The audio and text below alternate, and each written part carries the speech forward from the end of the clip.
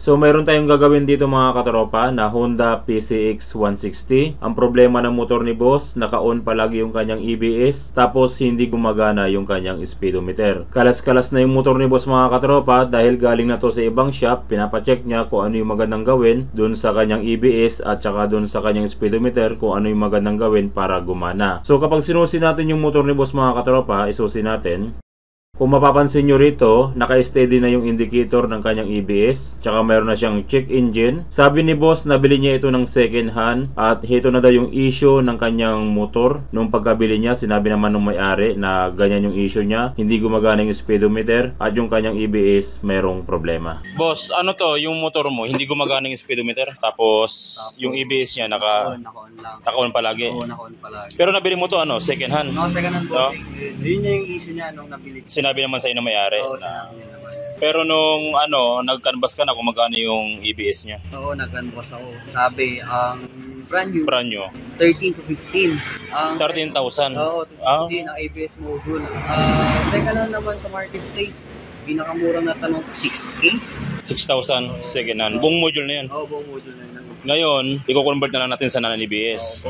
Tapos yung speedometer niya, papaganahin natin. So yung PCX para mga katropa, Honda PCX, kapag nagka-problema pala yung kanyang EBS, magkaka-problema din yung kanyang speedometer. Dahil yung kanyang speedometer sensor, nakalagay mismo sa module ng kanyang EBS. Kagaya rin ito ng mga Yamaha na brand na mayroong EBS yung kanilang motor. Kapag nasira yung EBS module, wala ring speedometer. Ganon din sa Honda PCX 160. So nakapag-decide si boss mga katropa na i-convert na lang ito sa non-EBS kasi kung mapapansin nyo, yung kanyang EBS module ginalaw na bago niya bilhin ito. Nagalaw na yung kanyang EBS module, sira na talaga, naka-expose na yung motherboard, wala nang takip. Tapos heto naman yung sakit ng kanyang EBS, tinanggal na. Tapos yun yung kanyang EBS module, talagang lustay na, wala nang pag-asang ma-repair ito dahil kinalikot na nila. Sabi nung unang may-ari na pinagbilhan niya, talagang wasak na yung kanyang module, kaya hindi gumagana yung speedometer at naka-steady palagi yung kanyang ABS indicator. So bago natin gawin mga katropa, i-testing natin yung kanyang speedometer. Sige, paikutin mo sir, self-service tayo muna. Ayan, umiikot na yung gulong ng motor ni boss, pero yung kanyang speedometer hindi gumagana, 0-0.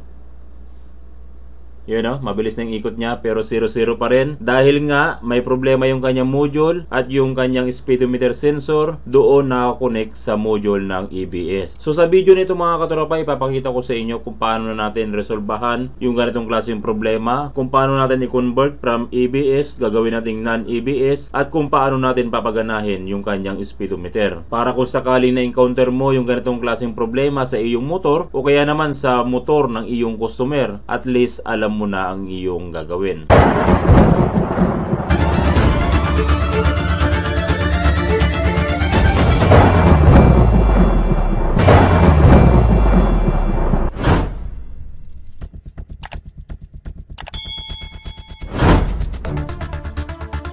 Mga katropa, kung gusto nyo magpagawa sa akin ng personal sa pagwawiring, pwede nyo akong sadyain sa aming shop dun sa Kibaol. Kung galing kayo sa bayan ng Lingayen, hanapin nyo lang yung CSI Lingayen, diretsuhin nyo lang yon hanggang makita nyo yung tulay ng bahay.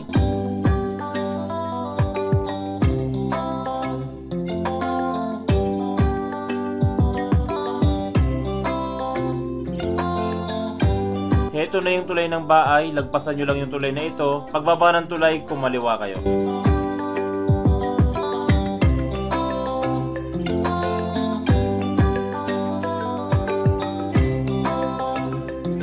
Pagkatapos natin kumaliwa, dumiretso lang tayo hanggang madaanan natin yung dalawang tulay.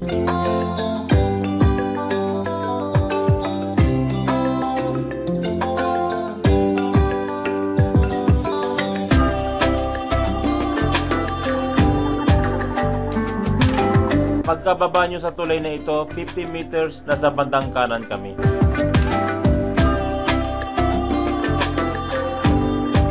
At heto na nga mga katropa yung ating munting shop. Maraming salamat mga katropa sa walang sawang pagsuporta at pagtitiwala sa amin sa inyong mga motor. So para mai-convert natin sa non-ABS yung motor ni boss at para mapagana natin yung kanyang speedometer sensor, kailangan natin ng speedometer sensor ng Honda Beat fuel injected. Heto yun mga katropa. So tested ko na tong product na to. Kung gusto nyo umorder ng ganitong klaseng product na ginagamit ko, iiwan ko na lang yung link sa baba ng ating video description para ma-redirect kayo sa legit na nagbebenta ng ganitong klaseng item sa Shopee o Lazada. Pagkatapos kailangan natin ng speedometer sensor socket. Ito yon, original ito na speedometer sensor socket mga katropa. Kung gusto nyo bumili ng ganitong klaseng item, iiwan ko na rin yung link nyan sa baba ng ating video description. I-click nyo lang yan, ma-redirect na kayo sa legit na nagbebenta ng ganitong klaseng product sa Shopee o Lazada. Ito yung dalawang kailangan natin para mapagana natin yung kanyang speedometer sensor at mabypass natin yung kanyang ABS module. So para mai-convert natin sa non-ABS at mapagana natin yung kanyang speedometer sensor, magmo-modify tayo dito sa harapang bahagi ng gulong ng PCX. So dito mga katropa, kung mapapansin nyo, dito nakalagay yung stock na speed sensor ng ating PCX at ang gagawin natin dyan, aalisin na natin yan at papalitan natin siya ng speed sensor ng pang Honda Beat fuel injected. Ito yon. So para mailagay natin yung speed sensor ng Honda Beat, magmo-modify tayo dito. Maaari tayong gumamit ng barena o kaya yung pang port natin. Lalakihan natin yung butas para mailagay natin yung speed sensor ng Honda Beat.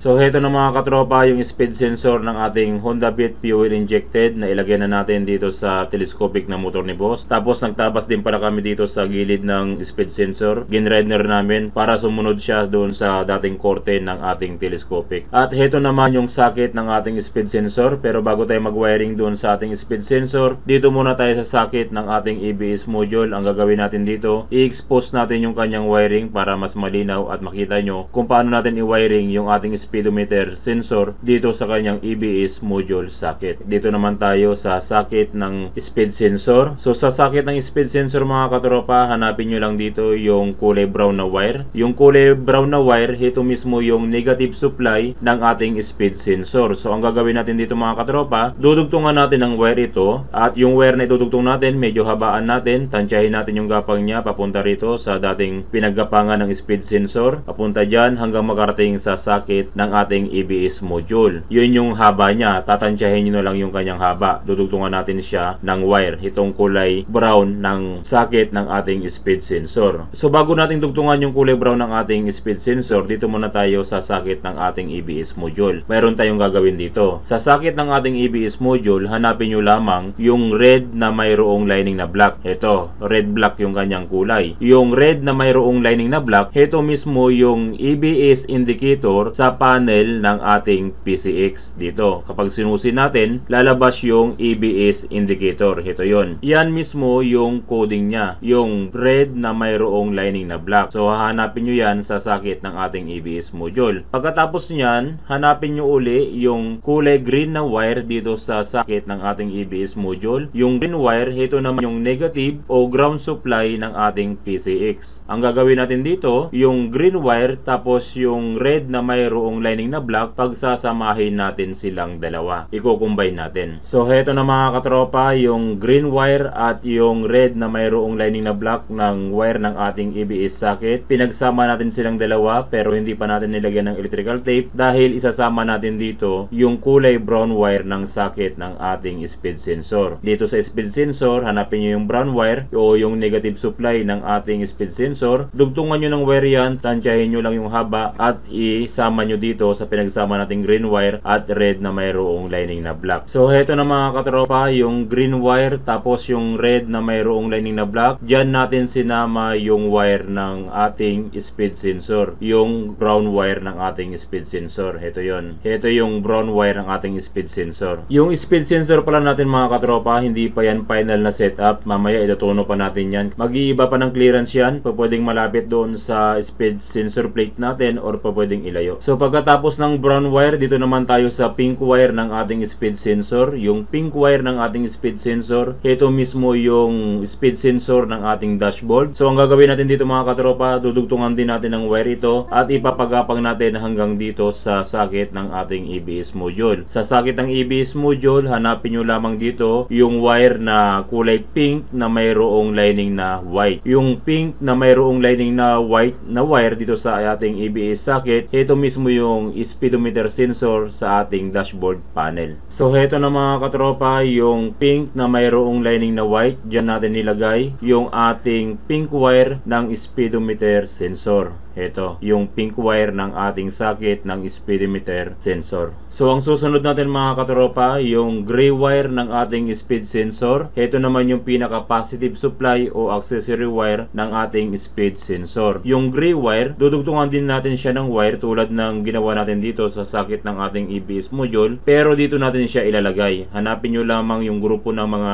socket na ito, at sa grupo ng socket na ito, hanapin nyo yung black na socket. Sa black na socket, hanapin nyo yung black na wire. Yung black na wire dito sa ating motor, ito yung accessory wire ng ating motor. Kapag sinusi natin yung motor, mapapasukan ito ng positive supply. So dyan natin ilalagay yung kulay gray wire ng ating speed sensor para kapag sinusi natin yung ating motor, mapapasukan ng positive supply yung ating gray wire at magkakaroon ng positive supply yung ating speed sensor. So heto na mga katropa, yung black wire ng ating motor o yung accessory wire ng ating motor. Nagdugtong tayo ng wire dyan at dyan natin nilagay yung kulay gray wire ng ating speed sensor. Ito yung wire na dinugtong natin dyan at pinagapang natin hanggang doon sa kulay gray wire ng ating speed sensor. Bukod pala dito sa harapan, pwede nyo ring ilagay yung ating speed sensor doon sa bandang likuran. Kung ano yung ginawa natin dito sa harapan na pagwawiring, ganun lang din yung gagawin nyo sa bandang likuran. So kayo na ang bahala kung saan nyo ilalagay yung ating speed sensor. Pwedeng sa harapan or pwedeng sa likuran ng ating motor. So pagkatapos nating may wiring yung ating speed sensor, pwede na nating i-organize yung ating wiring. Balutin natin ng electrical tape para iwas grounded at syempre para organized tignan. So heto na mga katropa yung ginawa natin. Binalutan natin ng electrical tape, tapos nilagyan natin ng Telmar wrap para magandang tignan at pinagapang natin doon sa dating pinagapangan ng wire ng ating speed sensor. At heto naman yung dating speed sensor ng motor ni boss. Inalis na natin dahil nag-convert na tayo ng panibagong speed sensor. So pagkatapos natin ma-convert yung kanyang speed sensor mga katropa, subukan na natin kung gagana yung ating speed sensor. Isusi natin yung motor. So kapag sinusi natin yung motor, kung mapapansin nyo, hindi na umiilaw yung kanyang ABS indicator. Nakapatay na, kahit patayin natin uli, tapos i-on natin, hindi na umiilaw yung kanyang ABS indicator. Ngayon, subukan naman natin yung kanyang speed sensor. Tropa, paikot mo yung gulong.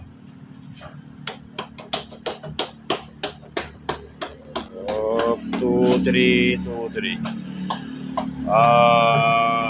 Mukhang mag-adjustment tayo.